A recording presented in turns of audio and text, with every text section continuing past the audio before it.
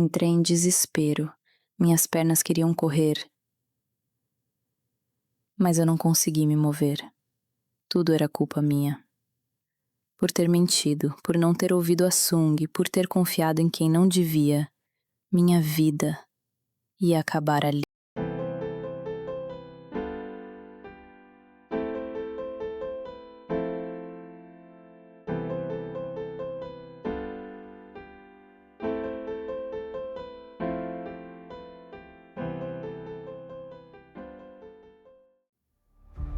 Então, ouço um som, um assobio, vindo da cozinha, fúnebre, frio, e das sombras, ele apareceu.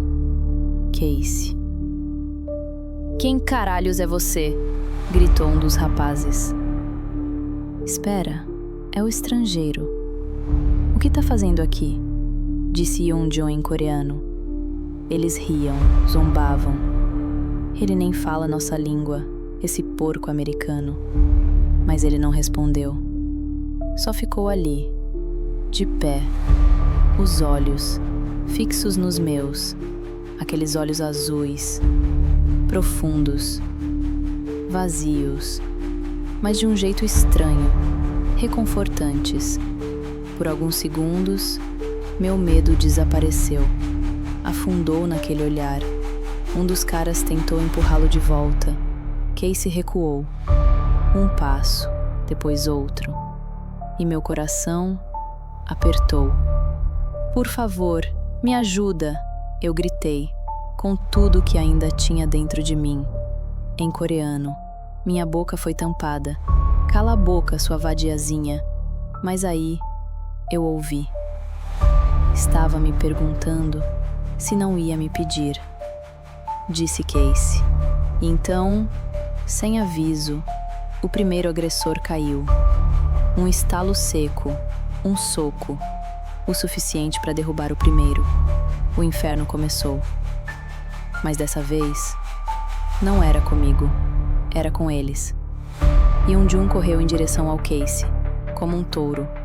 Mas antes mesmo de alcançar, foi atingido no joelho por um chute. Tudo aconteceu em câmera lenta. O desespero que me consumia se dissolvia. Eu via os movimentos dele, a forma como ele lutava, como se tivesse vivido aquilo 1000 vezes, como se ele soubesse o final. Minutos atrás, eu estava em prantos, agonia, e agora eu me acalmava. Sim, era estranho, mas ver Yeonjun e os outros sendo punidos me trazia paz. Yeonjun rastejava, gritava de dor. Só restava o mais velho. Ele puxou um tubo metálico e gritou: "Eu vou te matar, seu merdinha." Casey não se moveu, apenas o encarava. "É sério?" ele respondeu. A voz calma, quase debochada. Ele não desviava o olhar, só o corpo, com leveza, como se tudo fosse fácil. Eu assistia, em silêncio, tentando entender. Quem era Casey? Como ele fazia aquilo? 3 contra 1. Depois 2. Agora, só 1. De repente, o som. Seco. Cruel. Casey acertou o homem nas costelas. Ele caiu de joelhos, sem ar, contorcendo-se. Mas não parou ali. Casey se aproximou, ergueu o rosto dele e chutou, como se chutasse uma bola. O homem desmaiou. E eu fiquei paralisada. Minha mente implorava: foge, corre. Mas meu corpo não ouvia. Casey veio até mim. Abaixei a cabeça. Reflexo. Então ouço um estalo. O som seco de algo sendo esmagado.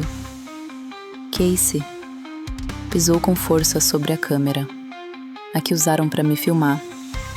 Ele passou por mim novamente. Ouviu o som metálico. Ele pegou o tubo de volta e caminhou em direção a Yoon-jun, que rastejava até a porta. Eu não conseguia dizer nada, apenas estava ali, paralisada, assistindo. Ouvi o primeiro impacto, depois o segundo, o terceiro. Casey o espancava, sem hesitar. Yoon gritava, de dor, de pavor. Meu corpo se encolheu, tapei os ouvidos, me ajoelhei. Queria que aquilo acabasse. Aquilo tudo era culpa minha. Então vi Casey erguendo Yoon pelos cabelos, pressionando o rosto dele contra a parede. Sangue. Choros. Por favor, pare. Tá doendo. Era Yoon-jun implorando por misericórdia. Mas a resposta de Casey fez meu coração congelar. Por que vocês sempre imploram no fim? Foi aí que percebi. Eu precisava fazer alguma coisa. Impedir ele de ir longe demais. Reuni forças de algum lugar e gritei, com tudo o que restava de mim. Por favor, para. Eu não aguento mais. E então, tudo ficou em silêncio. Eu continuei ajoelhada, tremendo, os ouvidos ainda tampados. E então, senti algo quente cobrindo meu corpo. Um blazer, masculino. O cheiro, perfume leve, amadeirado, era dele. Fiquei ali, sem reação, até ver a luz de uma tela diante do meu rosto. Era o celular do Yoon-jun. Casey estava parado, mostrando a tela, esperando. Eu entendi. Fiz o que precisava ser feito. Deletei o vídeo, cada segundo, cada rastro, tudo. Quando terminei, ele se abaixou. Meu rosto tinha ralado e eu nem sabia. Ele tentou limpar com um lenço, mas minha mão agiu sozinha. Dei um tapa na dele e ele não reagiu. Nem se ofendeu, nem se afastou. Apenas ficou em silêncio. Depois se levantou, me olhou e disse com a voz baixa: "Sinto muito por tudo que você passou." Se afastou e ficou ali, encostado perto da porta, em silêncio, e eu, encolhida em vergonha. Não conseguia olhar para ele, só queria sair dali, mas era covarde demais para me mover. O blazer, o cheiro, só podiam ser do Casey. Ao fundo, ouço uma voz. Uma voz que eu conhecia muito bem. "Hanoi, o que aconteceu? Você está bem? Por que você está aqui?" Era ela. Era a Sung. Ela nem precisou de resposta.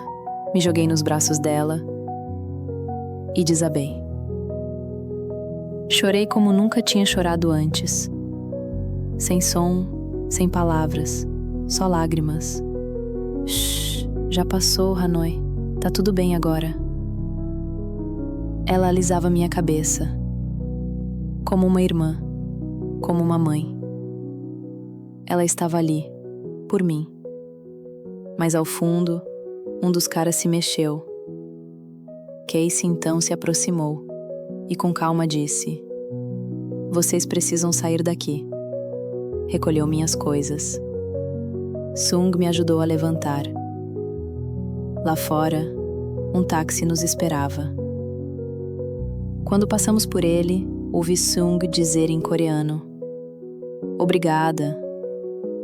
Ele apenas acenou com a cabeça, em silêncio.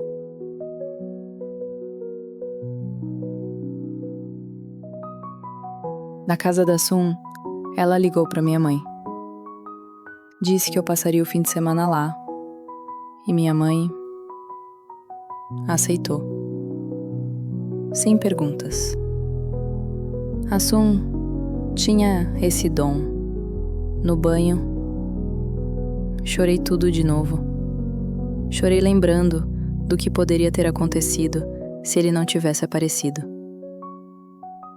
Sun não disse nada. Só ficou ali, do lado de fora, em silêncio, esperando.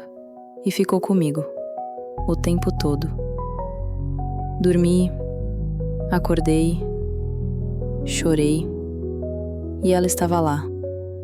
Quando amanheceu, por um instante, achei que tudo tinha sido um pesadelo. Mas meu rosto inchado e aquele arranhão me lembravam da verdade.